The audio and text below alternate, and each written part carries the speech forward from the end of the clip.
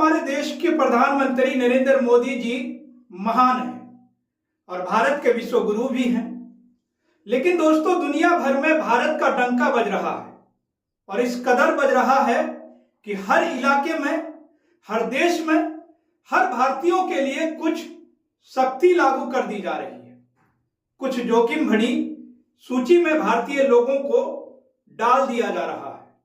वहां का वीजा मिलना आप लोगों को मुश्किल हो रहा है। यानी अब से पहले जिन देशों में भारतीय लोग, भारतीय छात्र बड़ी आसानी से वीजा हासिल कर लेते थे, अब भारत के नागरिक होने की हैसियत से उन देशों में जाने से पहले वीजा लेना बिल्कुल जोखिम भरा साबित हो रहा है। इस सूची में एक नाम शामिल हुआ है दोस्तों ऑस्ट्रेलिया का नाम, जिस ऑस्ट्रेलिया में भारत से न जाने कितनी बड़ी तादाद में छात्र पढ़ने के लिए जाते हैं। स्टूडेंट वीजा पे जाते हैं, पढ़ाई के लिए जाते हैं और स्टूडेंट वीजा पर जाने वाले लोगों को दुनिया भर के देश बहुत आसान नियमों के तहत वीजा दे देते हैं और उनको बुलाते हैं अपनी यूनिवर्सिटीज में पढ़ाई के लिए। अलग अलग उनको एडवांटेज दिए जाते हैं।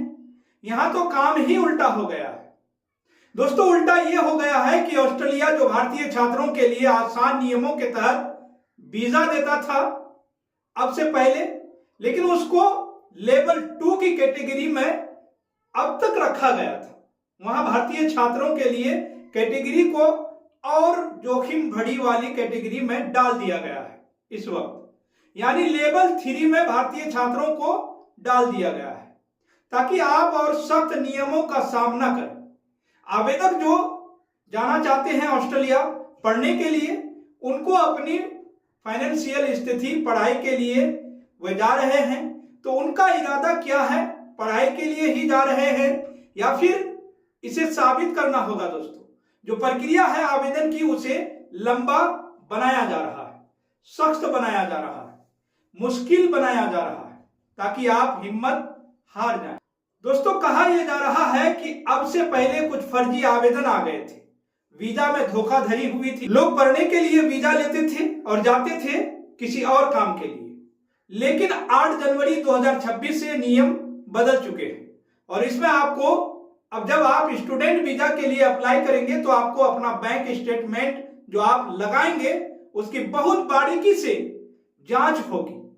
इसके अलावा दोस्तों, जो एक्स्ट्रा डॉक्यूमेंट्स आप देंगे, संस्थान जहां पर आप जा रहे हैं उससे जुड़े हुए दस्तावेज जो देंगे आप, तो और भी बारीकी से उसकी जांच होगी। यानी ऐसा लगेगा जैसे भारतीय छात्र ऑस्ट्रेलिया पढ़ने के लिए नहीं बल्कि जासूसी करने के लिए जा रहे हैं।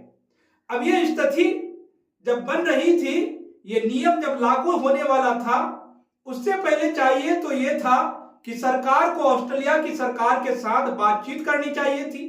यानी प्रधानमंत्री को अपने ही लेवल पर स्क्रूटनी की एक पेशकश करनी चाहिए थी ताकि जो छात्र जा रहे हैं उनको दिक्कत ना हो पाए। लेकिन हुआ कुछ नहीं, सब ठंडे बस्ते में रह गया। नियम लागू भी हो गया और देश में अब तक एक सवाल किसी ने नहीं पूछा। भारत को अब लेवल 3 यानी हाई रिस्क वाली कंट्री के उस दायरे में रख दिया गया है जिस लेवल पर जाने के बाद सख्ती हो जाती है। दस्तावेज का सही होना या उन दस्तावेजों की जांच होना, आपकी डिग्री, एजुकेशनल बैकग्राउंड की बारीकी से जांच होना, आपके बैंक खातों की बारीकी से जांच होना, ये तमाम चीजें शामिल हैं। आप असली स्टूडेंट हैं भी या नहीं हैं, आपकी फाइनेंशियल स्टेटमेंट क्या है, आप पढ़ सकते हैं, वहां का खर्चा उठा भी सकते हैं या नहीं भी उठा सकते हैं, आपको सारे सबूत देने होंगे। मानो आप किसी जेल में वहां की रिहाई से पहले जमानत के लिए दस्तावेज दे रहे हैं। सीधा वीजा अधिकारी या संस्थान या किसी के द्वारा आप अगर संपर्क कर रहे हैं, किसी के रेफरेंस से आपने वो वीजा लिया है, तो भी आपको उसकी जांच करनी देनी होगी। नियम सख्त किए जा रहे हैं। वीजा का जो नियम है ये इसलिए बदला जा रहा है दोस्तों, कहा यह जा रहा है कि फर्जी डिग्री वाले पहुंच रहे हैं। अब भाई, यहां तो देश में खुद पहले से एक डिग्री सवालों के घेरे में है। उस डिग्री पर तो सवाल करना ही सवालों में सबसे बड़ा सवाल बन जाता है। अब वह डिग्री तो पता नहीं, लेकिन भारत से जो लोग जा रहे हैं कुछ डिग्रियां लेके हायर एजुकेशन के लिए, उनकी डिग्री फर्जी ना हो इस पर भी बारीकी से नजर रखी जा रही है। खाली छात्र जाएं भारत से ऑस्ट्रेलिया, कोई और गतिविधि के लिए कोई ना जाए, ये तमाम चीजें वहां देखी जा रही है, बहुत सख्ती की जा रही है। दोस्तों आप आवेदन करें तो हो सकता है आपको बहुत वक्त के बाद वीजा मिले।